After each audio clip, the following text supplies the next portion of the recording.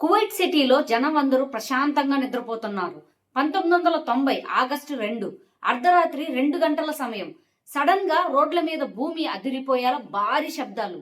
ఏంటని కిటికీలోంచి బయటకు చూస్తే రోడ్ల నిండా వేలాది మిలిటరీ ట్యాంకర్లు, ఆకాశంలో కమ్మేసిన ఫైటర్ జెట్స్, ఎటు చూసినా గన్స్ పట్టుకున్న సైనికులు.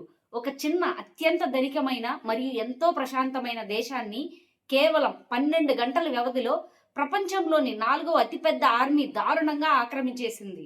కువైట్లో ఉన్న బ్యాంకులు, హాస్పిటల్స్, గోల్డ్ షాపులు అన్నీ లూటీ చేయబడ్డాయి.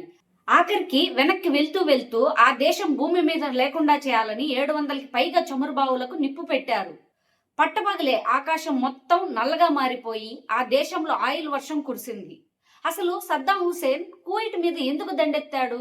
ఒకప్పుడు ప్రాణమిత్రులుగా ఉన్న రెండు దేశాల మధ్య ఈ భయంకరమైన గల్ఫ్ వారికి దారి తీసిన అసలు కారణం ఏంటి? ఈ రోజు ఎవరికీ తెలియని ఆ చీకటి రోజుల్లో గ్రౌండ్ లెవెల్లో నిజంగా ఏం జరిగిందో ప్రతి చిన్న విషయాన్ని పిన్ టు పిన్ డీటెయిల్ గా తెలుసుకుందాం. ఇలాంటి మరిన్ని రియల్ ఫ్యాక్ట్స్, హిస్టరీ మరియు మైండ్ బ్లోయింగ్ కంటెంట్ గురించి ఎప్పటికప్పుడు తెలుసుకోవడానికి వీడియోలోకి వెళ్లే ముందు ఇప్పుడే మన ఛానల్ ని సబ్స్క్రైబ్ చేసుకుని ఆ గంట సింబల్ ని గట్టిగా నొక్కేయండి. ఇక లేట్ చేయకుండా ఆ రియల్ హిస్టరీలోకి వెళ్ళిపోదాం. సద్దాం హుసేన్ కువైట్ మీద అటాక్ చేయడానికి దారి తీసిన అసలు కారణం తెలుసుకోవాలంటే మనం కొంచెం వెనక్కి వెళ్ళాలి. 1980లో ఇరాన్ కి మరియు ఇరాక్ కి మధ్య ఒక భయంకరమైన యుద్ధం స్టార్ట్ అయింది. ఇది దాదాపు 8 ఏళ్ల పాటు జరిగింది. ఆ టైంలో కువైట్ ఇరాక్ కి సపోర్ట్ గా నిలబడింది. ఎందుకంటే ఇరాన్ గెలిస్తే నెక్స్ట్ టార్గెట్ తమ దేశమే అవుతుందని కువైట్ అనుకుంది. ఆ 8 ఏళ్ల యుద్ధంలో ఇరాక్ కి ఆయుధాలు కొనుక్కోవడానికి కువైట్ ఏకంగా $14 మిలియన్ అంటే ఇప్పటి లెక్కల్లో లక్షల కోట్ల రూపాయల డబ్బుని సద్దాం హుసేన్ కి అప్పుగా ఇచ్చింది. ఫైనల్ గా 1988లో ఆ యుద్ధం ముగిసింది. కానీ ఇరాక్ ఎకనామీ పూర్తిగా నాశనం అయిపోయింది. దేశం మొత్తం అప్పుల్లో కూరుకుపోయింది. సద్దాం దగ్గర సైన్యం ఉంది, కానీ వాళ్ళకి జీతాలు ఇవ్వడానికి కూడా డబ్బులు లేని పరిస్థితి. యుద్ధం అయిపోయాక సద్దాం హుసేన్ కువైట్ దగ్గరకు వచ్చి, మీకోసమే కదా మేము ఇరాన్ తో యుద్ధం చేశాం, కాబట్టి ఆ $14 మిలియన్ అప్పుని మాఫీ చేసేయండి అని అడిగాడు. కానీ కువైట్ దానికి ఒప్పుకోలేదు. ఆ డబ్బు తిరిగి కట్టాల్సిందే అని ఖచ్చితంగా చెప్పింది. సరిగ్గా అదే టైంలో సద్దాం ఇంకొక ప్లాన్ వేశాడు. ప్రపంచంలో ఆయిల్ రేట్లు పెరిగితే ఇరాక్ అప్పులన్నీ తీర్చేయొచ్చు అని భావించాడు. కానీ కువైట్ మాత్రం తన దగ్గర ఉన్న చమురు నిల్వలను అత్యధికంగా ఉత్పత్తి చేసి తక్కువ రేటుకే ప్రపంచ దేశాలకు అమ్మడం స్టార్ట్ చేసింది. దీనివల్ల ఇంటర్నేషనల్ మార్కెట్లో ఆయిల్ రేట్ దారుణంగా పడిపోయింది. దీంతో సద్దాం హుసేన్ కి పిచ్చ కోపం వచ్చింది. దానికి తోడు ఇరాక్ మరియు కువైట్ బోర్డర్ లో రుమైలా అనే ఒక పెద్ద ఆయిల్ ఫీల్డ్ ఉంది. కువైట్ కావాలనే బోర్డర్ లో స్లాంట్ డ్రిల్లింగ్ టెక్నాలజీ వాడి, అంటే క్రాస్ గా డ్రిల్ చేయడం, ఇరాక్ భూభాగంలో ఉన్న ఆయిల్ ని కూడా కువైట్ దొంగతనం చేస్తుంది అని సద్దాం ఒక పెద్ద ఆరోపణ చేశాడు. దానికి నష్టపరిహారంగా $10 బిలియన్ ఇవ్వాలని కువైట్ ని డిమాండ్ చేశాడు. కువైట్ దానికి ఏమాత్రం ఒప్పుకోలేదు. ఆ చిన్న దేశం తన మాట వినకపోవడంతో సద్దాం తన అసలు రూపాన్ని బయటపెట్టాడు. అమెరికా లాంటి పెద్ద దేశాలు సద్దాం కేవలం భయపెడుతున్నాడు, నిజంగా దాడి చేయడు అని అనుకున్నాయి. కానీ ఆగస్టు 2, 1990 వేకువజామున సద్దాం హుసేన్ ఒక ఊహించని ఆర్డర్ వేశాడు. ఏకంగా 1,00,000 మంది ఇరాక్ సైనికులు, 700కి పైగా భయంకరమైన యుద్ధ ట్యాంకర్లు కువైట్ బోర్డర్ ని దాటి లోపలికి దూసుకొచ్చాయి. కువైట్ ఆర్మీ చాలా చిన్నది. వాళ్ళ దగ్గర కేవలం 16,000 మంది సైనికులు మాత్రమే ఉన్నారు.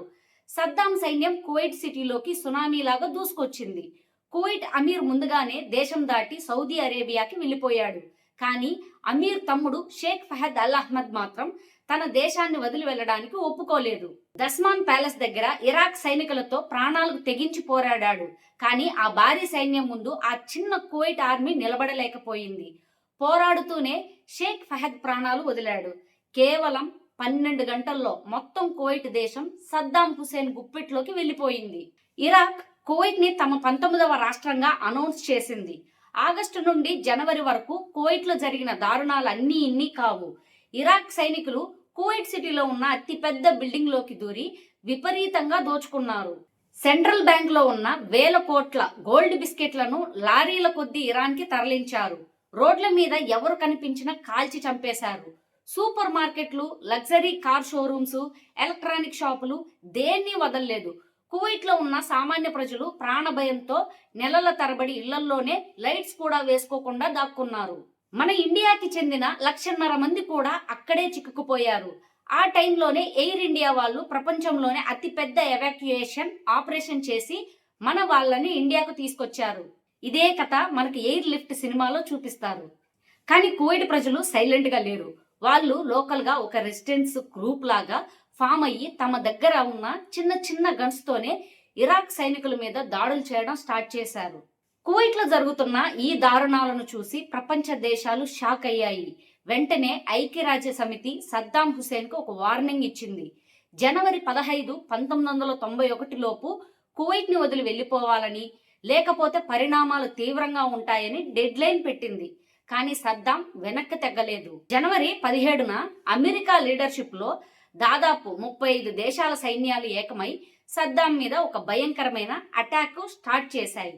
దాని పేరే Operation Desert Storm. America fighter jets, stealth bombers Iraq సైన్యం మీద బాగ్దాదులో ఉన్న కమ్యూనికేషన్ టవర్ల మీద బాంబుల వర్షం కురిపించాయి. మొదటిసారి ప్రపంచం మొత్తం ఒక యుద్ధాన్ని టీవీలో లైవ్ గా చూసింది. America army ground attack start చేసిన కేవలం 100 గంటల్లోనే ఇరాక్ సైన్యం భయపడిపోయి కువైట్ ని వదిలిపెట్టి వెనక్కి పారిపోవడం స్టార్ట్ చేసింది. హైవే 80 మీద పారిపోతున్న వేలాది ఇరాక్ మిలిటరీ వెహికల్స్ ని అమెరికా ఎయిర్ ఫోర్స్ బాంబులతో పేల్చేసింది. ఆ రోడ్డు మొత్తం కాలిపోయిన శవాలు, వాహనాలతో ఒక నరకం లాగా మారిపోయింది. సద్దాం హుసేన్ కి తాను ఓడిపోతున్నాను అని అర్థమైపోయింది. కువైట్ ని వదిలి వెళ్లే ముందు తన సైనికులకు ఒక పైశాచికమైన ఆర్డర్ ఇచ్చాడు. మనం కువైట్ ని వదిలేస్తున్నాం కాబట్టి ఆ దేశం ఇక ఎప్పటికీ కోలుకోకూడదు, వాళ్ళ సంపద మొత్తం బూడిదైపోవాలి అని ఆర్డర్ వేశాడు. వెంటనే ఇరాక్ సైనికులు కువైట్ లో ఉన్న ఏకంగా 700కి పైగా ఆయిల్ బావుల్లోకి పేలుడు పదార్థాలు వేసి నిప్పు పెట్టారు. అంతే, సెకండ్ల వ్యవధిలో భూమిలోంచి అగ్నిపర్వతాలు బద్దలైనట్టుగా మంటలు ఆకాశాన్ని తాకాయి. 700 బావులు ఒకేసారి మండుతుంటే ఆ పొగకి పట్టపగలే ఆకాశం మొత్తం నల్లగా చీకటి పడిపోయింది. సూర్యుడు కనిపించడం మానేశాడు. ఆ వేడికి చుట్టుపక్కల ఉన్న ఇసుక కరిగిపోయి గ్లాస్ లాగా మారిపోయింది. ఆకాశం నుండి ఆయిల్ వర్షం కురిసింది. ఆ మంటలను ఆర్పడానికి కువైట్ ప్రభుత్వం ప్రపంచం నలుమూలల నుండి స్పెషల్ ఫైర్ ఫైటర్స్ ని రప్పించింది. ఒక రోజుకి లక్షల గ్యాలన్ల నీళ్లు పోసినా ఆ మంటలు ఆరలేదు. ఏకంగా 10 నెలల పాటు అహర్నిశలు కష్టపడి నవంబర్ 1991లో ఆ ఆఖరి మంటను ఆర్పారు. అప్పటికే కువైట్ కి కోలుకోలేని నష్టం జరిగింది. సద్దాం హుసేన్ కువైట్ ని భూమి మీద లేకుండా చేయాలని అనుకున్నాడు. కానీ కువైట్ మళ్ళీ బూడిదలో నుంచి లేచిన ఫీనిక్స్ పక్షిలాగా తనని తాను పునర్నిర్మించుకుంది.